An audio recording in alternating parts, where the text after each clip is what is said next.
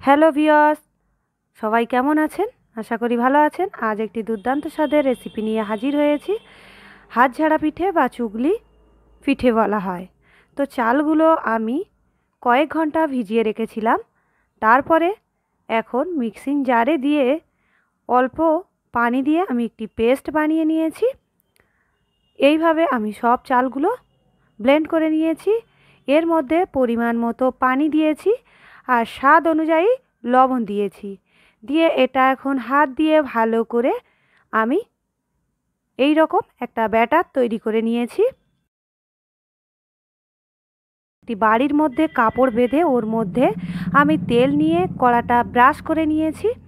এখন উপর থেকে অল্প করে মিশ্রণ নিয়ে আমি এইভাবে দিয়ে দিলাম।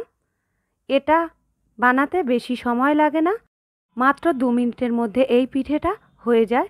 আর এই পিঠে গরম মাংসের তরকারির সঙ্গে খেতে পারেন বা আপনারা এটা ঝোলা গুড়ের সঙ্গে খেতে পারেন।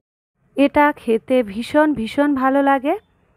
তো আপনারা অবশ্যই বানিয়ে খেতে পারেন। তো পিঠেগুলো বানানো হয়ে গেছে, একটি পাত্রে করে তুলে নিয়েছি। এখন একটি থালা নিয়ে থালার মধ্যে আমি কয়েকটা পিঠে নিয়ে নেব। পিঠেগুলো একদম পাতলা আর নরম, খেতে অসাধারণ লাগে। পিঠেগুলো আমি নিয়ে নিয়েছি একটি থালার মধ্যে। এখন এর মধ্যে আমি মুরগির মাংস নিয়ে নেব। দেশি মুরগির মাংস রান্না হয়েছিল। আমি এখানে কয়েকটা আলু নিয়ে নিলাম আর কয়েক টুকরো মাংস নিলাম। আর এর মধ্যে ঝোল আমি একটু দিয়ে দেব। এই ঝোল আর মাংস দিয়ে আলু দিয়ে খেতে ভীষণ ভালো লাগে। তো বন্ধুরা, আপনারা অবশ্যই এইভাবে বাড়িতে ট্রাই করুন। আশা করি আপনাদেরও ভালো লাগবে। ভালো লাগলে একটি লাইক আর কমেন্ট শেয়ার করতে ভুলবেন না।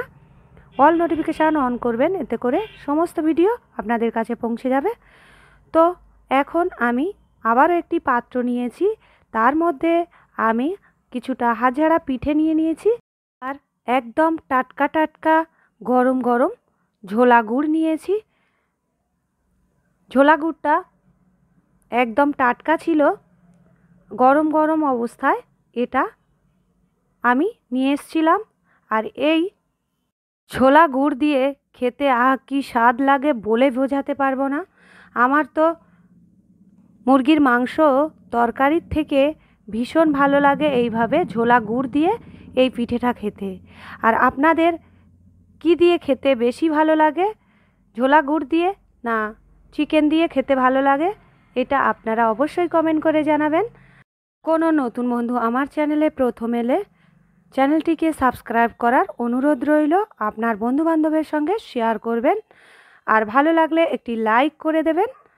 আর এখন আমি প্রথমে ঝোলা গুড় দিয়ে টেস্ট করে নিয়েছি। এখন আমি এটা চিকেন দিয়ে খাচ্ছি। এটা খেতেও ভালো লাগে, তবে আমার বেশি ভালো লাগে ঝোলা গুড় দিয়ে।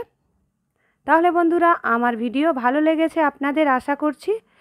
প্রথম থেকে শেষ পর্যন্ত আমার ভিডিও দেখার জন্য অসংখ্য অসংখ্য ধন্যবাদ। আজকের এখানেই শেষ করছি। তাহলে এরকম সুন্দর সুন্দর রেসিপি নিয়ে আবারও হাজির হয়ে যাব আপনাদের মাঝে। সুস্থ থাকুন, ভালো থাকুন, আল্লাহ হাফেজ।